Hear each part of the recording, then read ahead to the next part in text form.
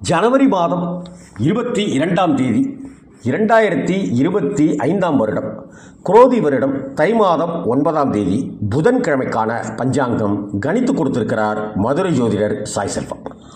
நட்சத்திரம் சுவாதி இரவு 2:34 வரை, அடுத்து விசாகம். திதி தேய்பிரை அஷ்டமி மதியம் 3:18 வரை, அடுத்து நவமி. கரணம் கௌளவம் மதியம் 3:18 வரை, அடுத்து தைதுளை. யோகம் சூலம். ராகு காலம் மதியம் 12லேருந்து 1:30, யமகண்டம் 7:30லேருந்து 9, குளிகை 10:30லேருந்து 12. சூலம் வடக்கு, பரிகாரம் பால். சுப நேரங்கள் 9:30லேருந்து 10:30, 10:45லேருந்து 11:45, 4:30லேருந்து 5:30, 6:30லேருந்து 7:30.